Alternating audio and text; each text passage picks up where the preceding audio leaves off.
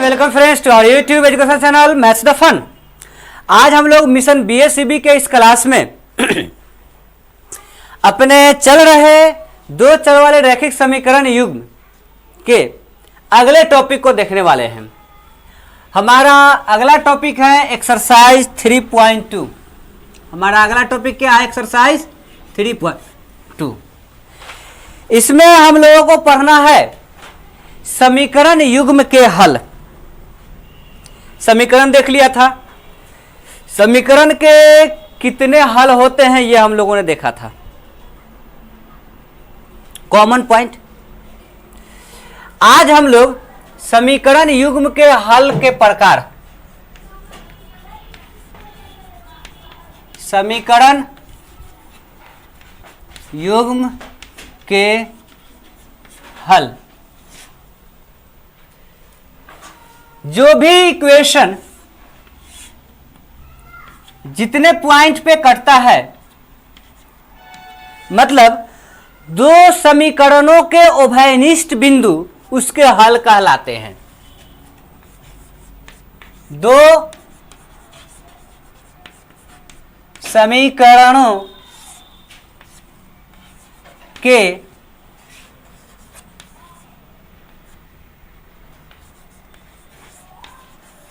उभयनिष्ठ बिंदु उसके हल कहलाते हैं। अगर कोई इक्वेशन है ax plus B Y plus C is equal to 0 और दूसरा इक्वेशन है a2x plus b2y plus c2 is equal to 0, इन दोनों का यह जो मिल रहा है यह बिंदु x और y पे मिल रहा है। कहाँ मिल रहा है? x और y पे मिल रहा है, तो यही इसका x और y क्या हो जाएगा? हल हो जाएगा, है ना। अब देखिए, हल जो होते हैं यह मेनली दो प्रकार के होते हैं। एक होता है इनकंसिस्टेंट, असंगत, ये तो हल हो गया, हल कहलाते हैं। अब समीकरण युग्म के हल के प्रकार, समीकरण युग्म के हलों के प्रकार, हलों के प्रकार। पहला जो कहलाता है असंगत, जिसका कोई हल ना हो, असंगत, इसे इंग्लिश में इनकंसिस्टेंट कहते हैं। इनकंसिस्टेंट के नाम से जाना जाता है, जिसका कोई हल ना हो, जिसका कोई हल न हो, जिसका कोई भी हल न हो,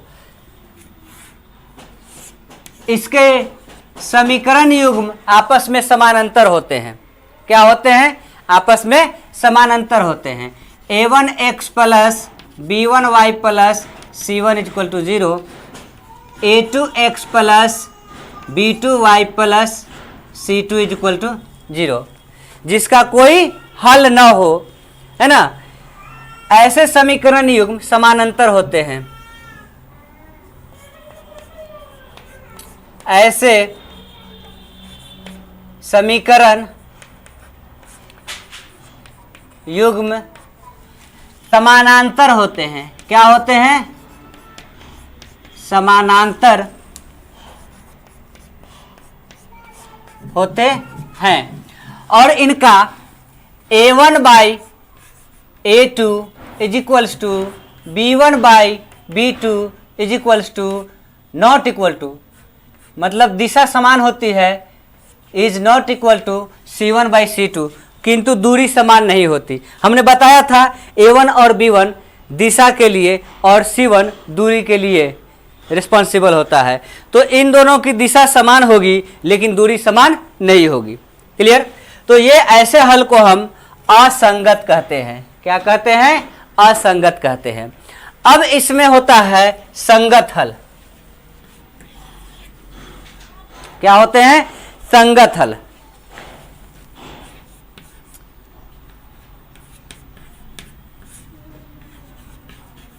संगत हल को हम इंग्लिश में कंसिस्टेंट कहते हैं। क्या कहते हैं?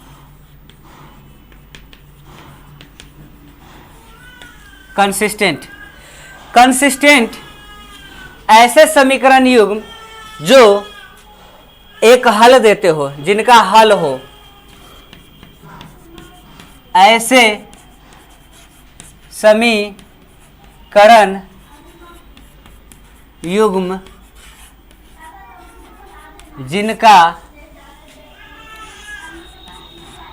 कोई हल हो। ये दो प्रकार के होते हैं, एक तो कंसिस्टेंट हो गया और दूसरा कंसिस्टेंट डिपेंडेंट होता है। मतलब एक हमारा संगत हो गया एकल हल के लिए, जैसे पहला कंडीशन इसमें होता है एकल हल के लिए। किसके लिए? एकल हल के लिए, जो एक बिंदु पर कटता हो। कहां पे कटता हो? एक बिंदु पर कटता हो, मतलब इसका x1 और y1 इसका हल आता हो, है ना। अब इसमें एकल हल के लिए a1 by a2 is not equal to, direction same नहीं होगा, b1 बाई b2। इन दोनों की डायरेक्शन क्या होंगी? अलग अलग हो जाएंगी। मतलब a1x plus b1y plus c1 equal to 0। फिर यहाँ a2x plus b2y plus c2 equal to 0। ये दो समीकरण के लिए इन दोनों का एकल हल है x1 और y1। ठीक है, इन दोनों की डायरेक्शन सेम नहीं होंगी आपस में। ठीक है, और यह प्रतिच्छेदी होंगी। कि क्या होंगी? प्रतिच्छेदी होंगी।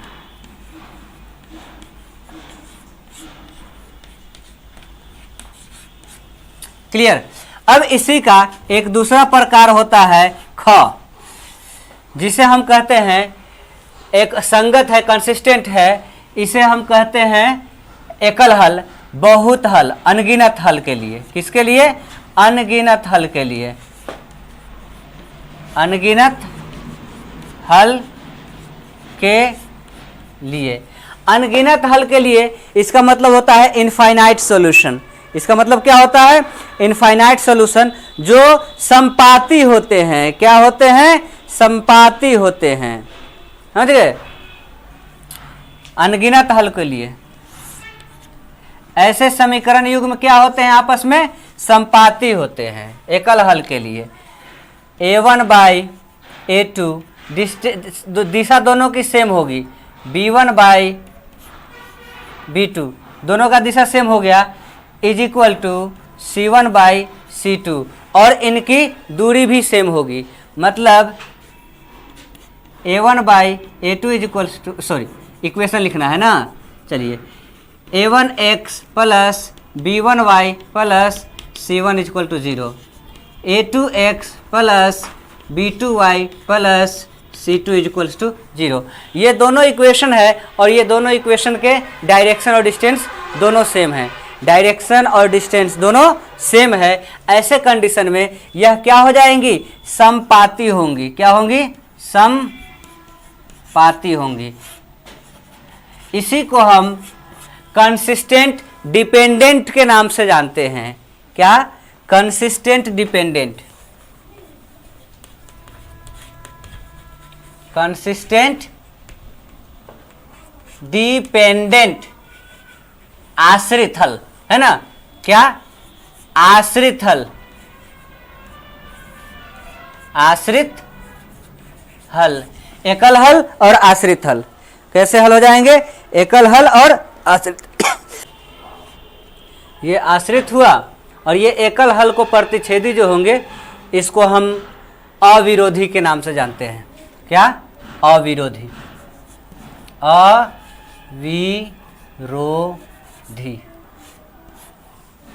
संगत हल अविरोधी, संगत हल आश्रित हल, है ना। संगत का ही ये आश्रित होगा और संगत का ही ये अविरोधी है। संगत हल का मतलब होता है कंसिस्टेंट, जो सॉल्यूशन रखता हो वो कंसिस्टेंट हो गया, जो सॉल्यूशन नहीं रखता हो वह इनकंसिस्टेंट असंगत हो गया। ये संगत के दो प्रकार है, एकल हल वाले को अविरोधी कहते हैं और अनगिनत हल वाले को हम आश्रित कहते हैं। यह प्रतिच्छेदी होता है और ये संपाती होता है और ये समानांतर होता है। क्लियर, इसे नोट किया जाए। अभी हम लोगों ने पढ़ा दो चर वाले रैखिक समीकरण के हल और हलों के प्रकार। अब है समीकरण हल निकालने की विधियां, है ना। दो चर वाले रैखिक समीकरण,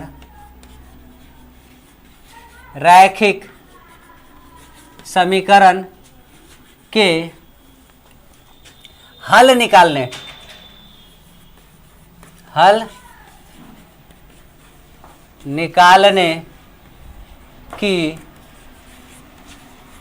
विधियां।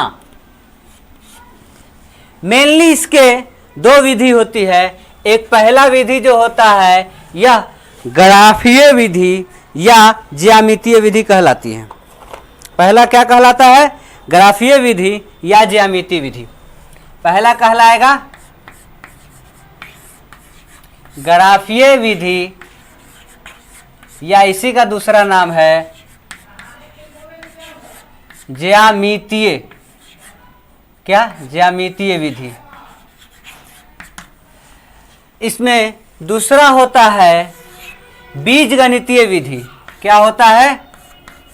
बीज गणितीय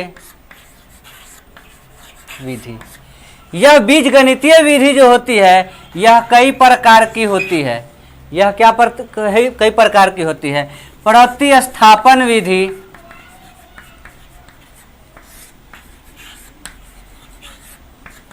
विलोपन विधि,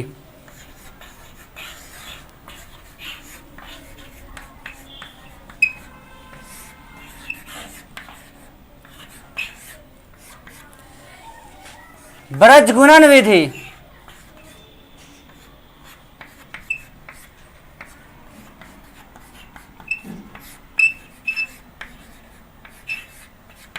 इसके अलावा भी होते हैं trial and error method, hit and trial method, comparing method, तुलनात्मक विधि, है ना।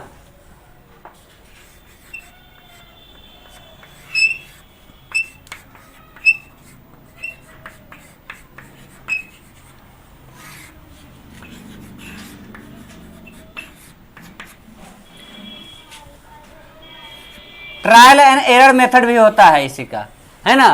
ट्रायल एंड एरर मेथड को हो देंगे भूल विधि, है ना, भूल या गुणन विधि, भूल चूक से उसे क्या ट्रायल एंड एरर मेथड को हिंदी में हम लोग कहेंगे ट्रायल एंड कोशिश करके, मतलब कि इस तरह का उसका हिंदी होना चाहिए। ट्रायल एंड एरर लिख देते हैं हम, ट्रायल एंड एरर विधि। ये इतनी सारी विधियां होती हैं बीजगणितीय विधि में और ये ग्राफीय विधि। आज का हमारा टॉपिक है ग्राफीय विधि। क्या टॉपिक है? ग्राफीय विधि से। पिछले दिनों हम लोगों ने ग्राफीय विधि से ग्राफ का निरूपण किया था, उसका हल नहीं निकाला था। आज हम लोग ग्राफीय विधि से अगर उसका हल है तो हल निकालने की कोशिश करेंगे, अगर उसका हल नहीं है तो उसको ग्राफीय विधि से व्यक्त करने की जरूरत भी नहीं है। क्लियर? तो आइए हम लोग अपने टॉपिक पे आते हैं। ये इतने विधियां हम लोग सीखने वाले हैं अगले कुछ दिनों में, ठीक है। तो बने रहिए, स्टे ट्यून्ड एंड हाँ, दोस्तों के साथ शेयर कीजिए, ज़्यादा से ज़्यादा लोग इससे जुड़ सके और फ़ायदा उठा सके, है ना। चैनल को मजबूत कीजिए, फ़ायदा आपका होगा, मेरा होगा, हम सबका होगा, ये हमारा चैनल है। क्लियर? तो आइए अब हम लोग अपने विधि पे आते हैं। पहला हमारा यहाँ पे जो विधि है ग्राफीय विधि। क्या है? ग्राफिकल मेथड, ग्राफीय या इसी को ज्यामितीय कहते हैं।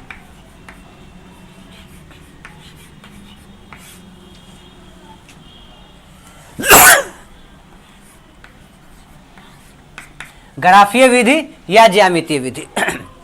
ग्राफीय विधि या ज्यामितीय विधि क्या है? इसमें इसमें हम प्रत्येक समीकरण के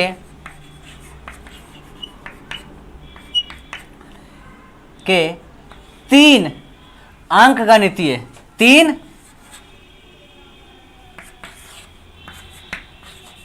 अंक गणितीय हल निकालते हैं, हल निकालते हैं।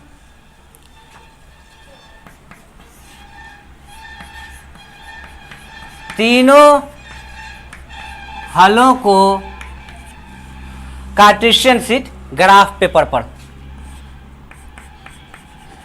ग्राफ पेपर पर प्रदर्शित करते हैं,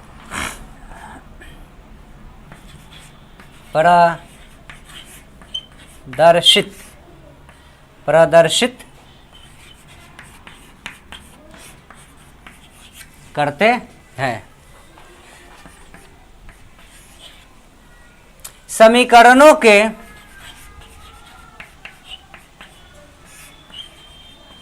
उभयनिष्ठ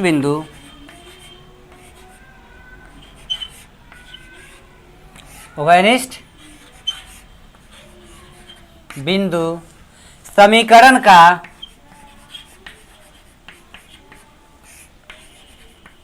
संगत हल कहलाता है, संगत हल कहलाता है, हल कहलाता है। इतना स्टेप हम लोग लेते हैं तो हमारा एक क्वेश्चन बन के तैयार होता है। जल्दी से इसे नोट कीजिए। तो तो आइए हम लोग अपने पहले क्वेश्चन की तरफ बढ़ते हैं। पहला क्वेश्चन कह रहा है निम्न समस्याओं में रैखिक समीकरण के युग्म बनाएं और इनके ग्राफीय विधि से हल ज्ञात कीजिए। जी हाँ, ग्राफिकल मेथड से इसका सॉल्यूशन फाइंड करना है। तो हम अपने पहले क्वेश्चन पे आते हैं।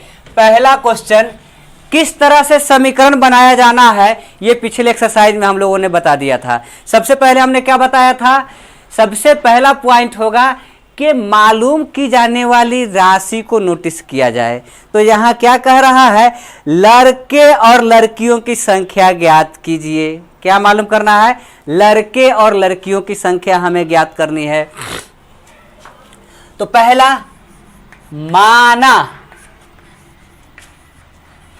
लड़के की संख्या इज इक्वल टू x तथा लड़कियों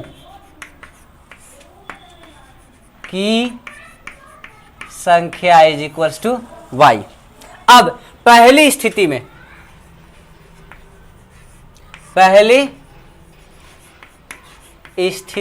में सबसे पहले क्या कहा जा रहा है? क्लास 10 के 10 विद्यार्थियों ने एक गणित की पहली प्रतियोगिता में भाग लिया। कितना स्टूडेंट ने हिस्सा लिया है? 10 स्टूडेंट ने, मतलब टोटल 10 स्टूडेंट है। क्या है पहली स्थिति में? टोटल 10 स्टूडेंट है। पहली स्थिति में लड़के और लड़कियों की संख्या, दोनों की संख्या, लड़के लड़कियों की संख्या इज इक्वल्स टू 10, मतलब x plus Y is equals to 10। पहला इक्वेशन हो गया, है ना। अब दूसरी स्थिति,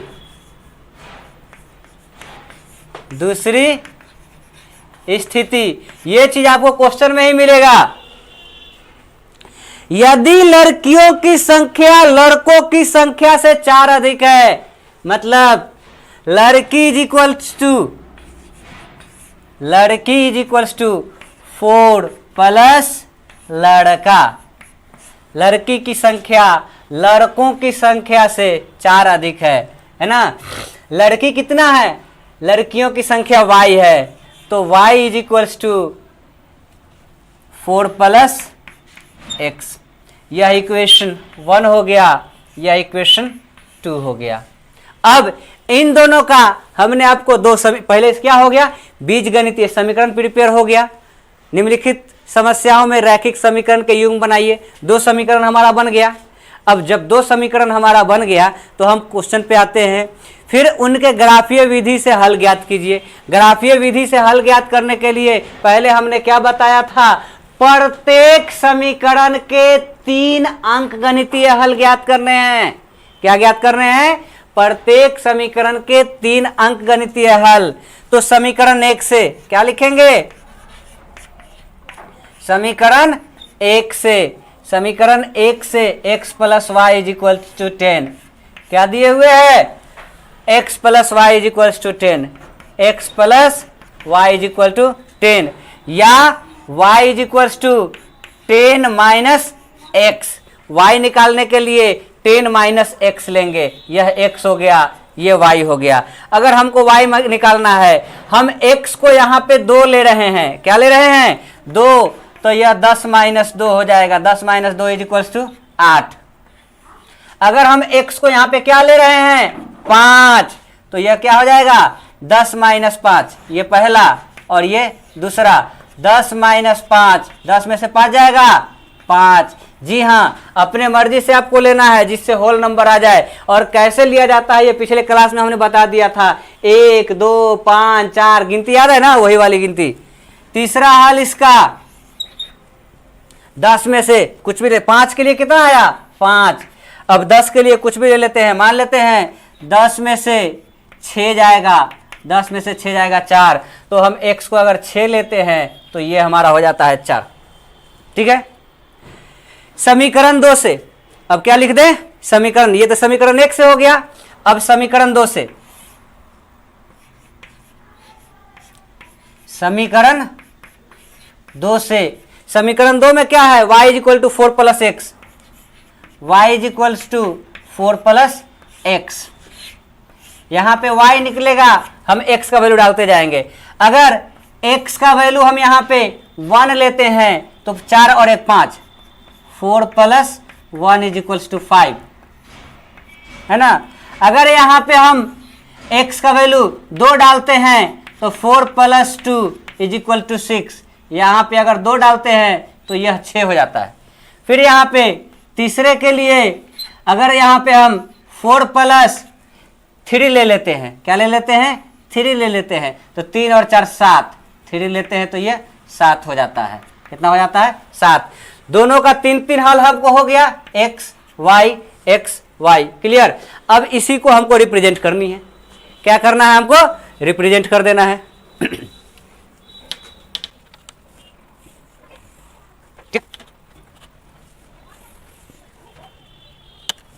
1 2 3 4 5 6 7 8 9 10 11 12।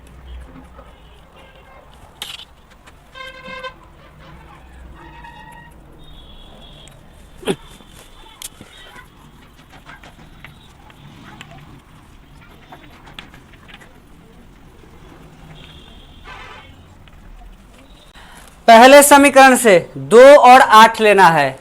2 पर क्या ले लेना है? x अगर 2 लेना है तो y 8 लेना है। यहां पे आ जाएगा 2 और 8। फिर 5 और 5 लेना है। यहां से 5 लेना है और यहां पर भी 5 लेना है। फिर है 6 और 4, इसका 6 लेना है और यहां पे ये 4 पे जाएगा।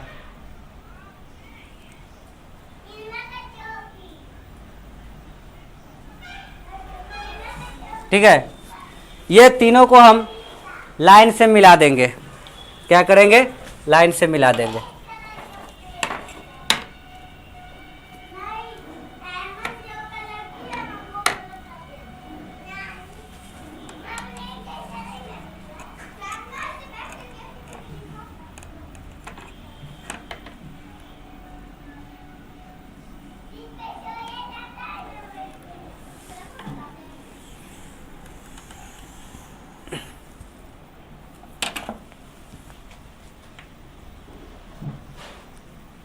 जी, तीनों पॉइंट का हम नाम लिख देंगे यहां पे।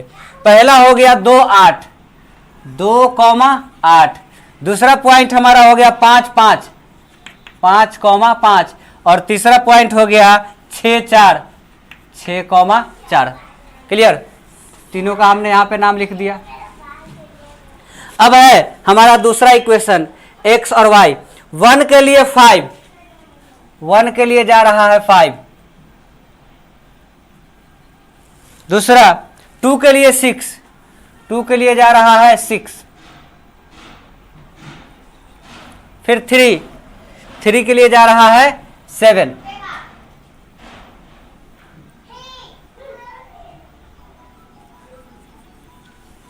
अब हम इसे खींच देंगे।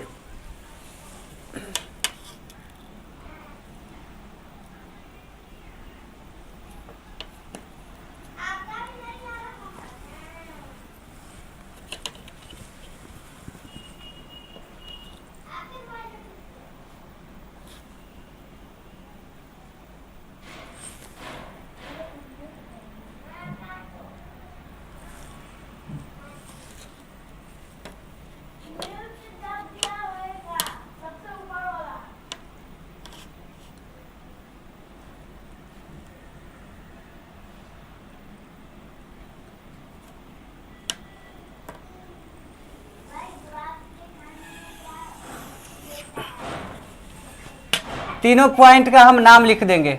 यह हो गया हमारा 3 7, यह हो जाएगा 2 6 और यह हो जाएगा 1 5, 1 5।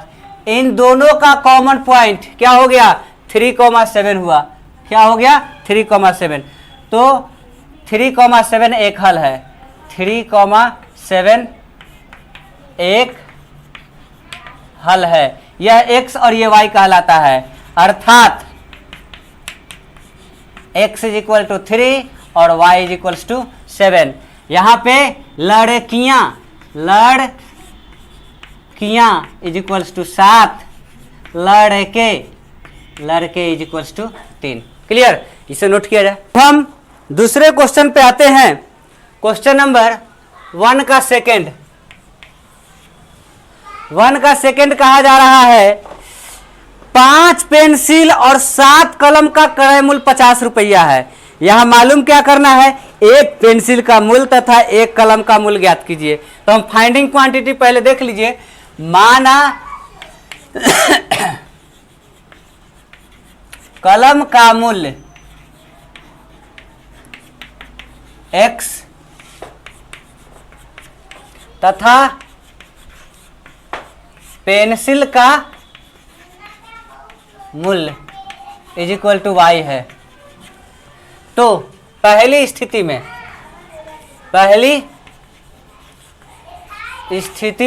में कितना कलम कह रहा है? 5 पेंसिल 7 कलम, 5 पेंसिल 7 कलम इज इक्वल्स टू, आप इसे ले लो 50 रुपया। मतलब 5 पेंसिल को माना है y plus 7x is equals to 50, 50 रुपये है ना। अब दूसरा, ये इक्वेशन 1 हो गया हमारा। क्या हो गया? इक्वेशन 1। दूसरा, दूसरी स्थिति में कितना कह रहा है?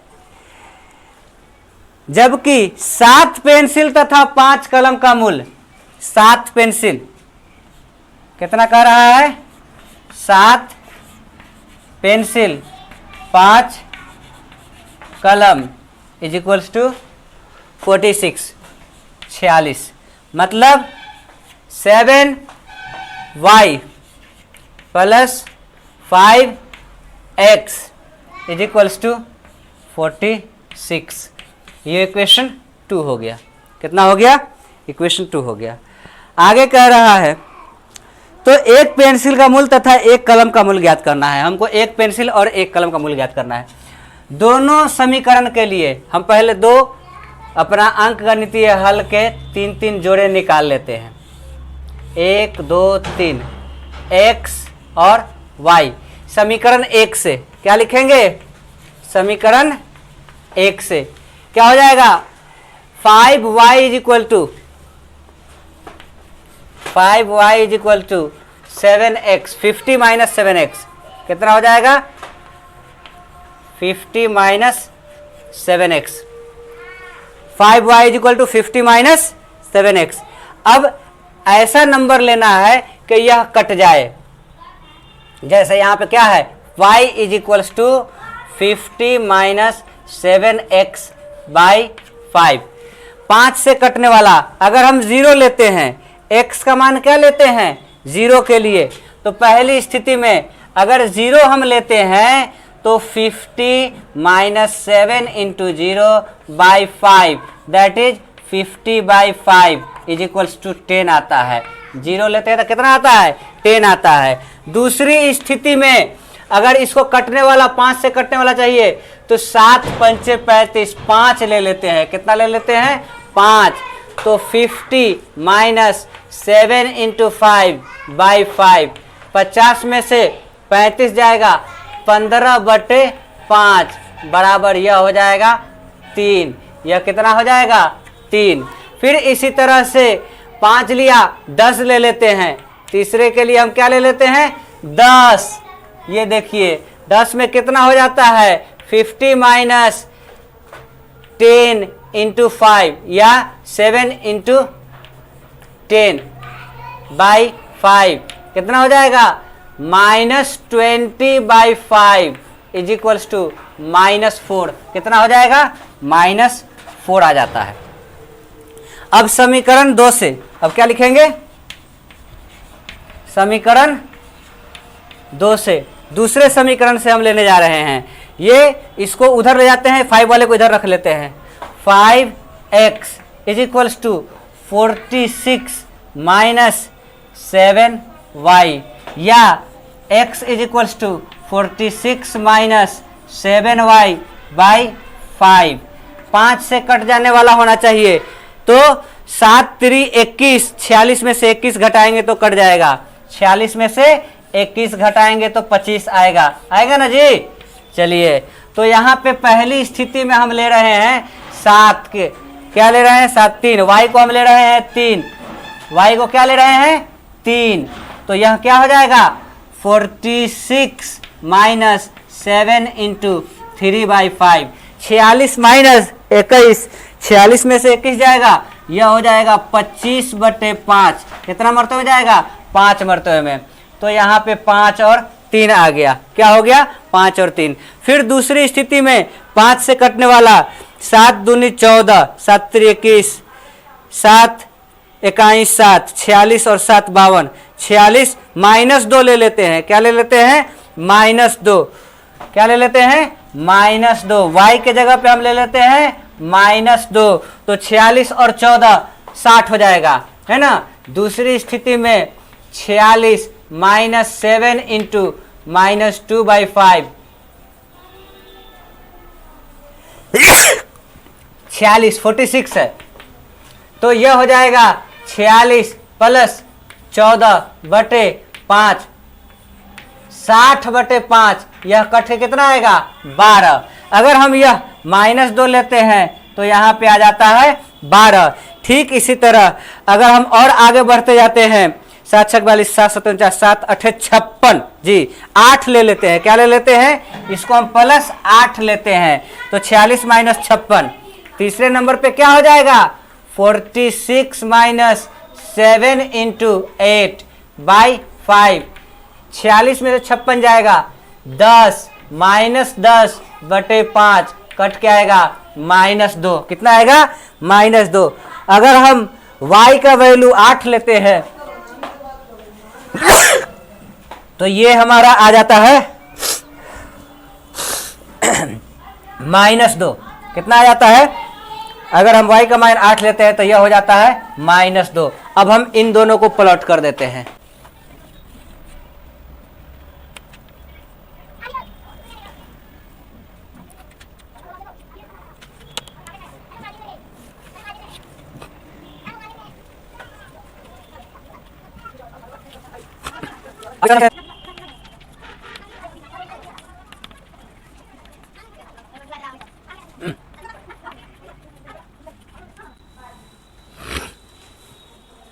चूंकि हमारा यहाँ पे ग्राफ रीडिंग 12 और 10 आया हुआ है, बड़ा नंबर था, इसीलिए हम 2-2 का गैप ले लिए हैं। अगर आपके पेज में एक एक करके अड़ जाए तो अच्छा है, नहीं तो आप भी 2-2 करके गैप ले लीजिएगा। ठीक है, पहला इक्वेशन हमारा कह रहा है 0,10, ये 0 है और y जो हमारा जा रहा है 10 जा रहा है, इस पे आ जाएगा। ठीक है, दूसरा हमारा कह रहा है 5,3, तो इसका 4 और 6 के बीच में 5 हो जाएगा, 2 और 4 के बीच में 6 हो जाएगा, तो 5,6 यही रहेगा। क्लियर, तो यह हो गया और यह हो गया। फिर आगे कह रहा है 10,-4, इसका 10 रहेगा और इसका -4 आ जाएगा, 10 और -4 यहाँ पे आ जाएगा। ठीक है, अब इन तीनों को हम मिला देंगे, स्ट्रेट लाइन को क्या करेंगे, स्ट्रेट लाइन को मिला देंगे। स्ट्रेट लाइन को जैसे ही हम इसे मिलाएंगे, मिल गया, तीनों स्ट्रेट लाइन हमारा हो गया।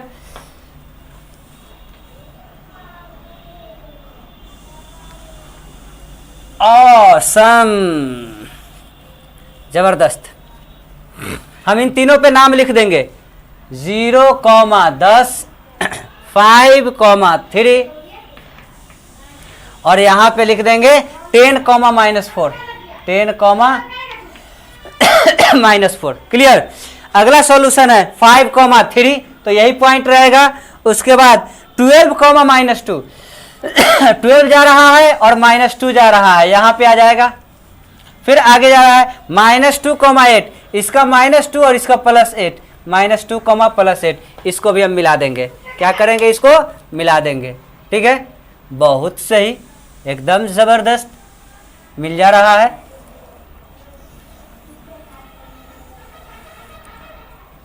हम इन पॉइंट्स का नाम लिख देंगे। यह हो गया -2,8, -2,8 और यह हो गया 12,-2, 12,-2। ठीक है, हमारे सारे के सारे सॉल्यूशन यहाँ पे तैयार है। अब यहाँ पे कॉमन बिंदु क्या हो गया, हमारा हल जो हो गया यह हो गया 5,3, अर्थात x = 5, y = 3। हमने x किसे माना है, कलम का मूल, तो कलम का मूल्य = x = 5 रुपये, है ना। पेंसिल का मूल्य, पेंसिल का मूल्य = y = 3 रुपया। क्लियर, तो 5-3 हमारा यह सॉल्यूशन हो गया। ठीक है, देखिए नोट कीजिए तो इसे फटाफट। हमारा वीडियो काफी लंबा हो गया है, ऐसा करते हैं बाकी के बचे हुए क्वेश्चन नंबर 2 से और जो भी क्वेश्चन आखिर का बचा हुआ है ये हम अगले वीडियो में कैरी करते हैं। तब तक आप लोग वीडियो को लाइक कीजिए, लाइक करके शेयर कीजिए, सब्सक्राइब नहीं किया है तो सब्सक्राइब कीजिए, शेयर कीजिएगा तभी ना ज्यादा से ज्यादा लोग इससे फायदा उठाएंगे। Okay, thank you very much.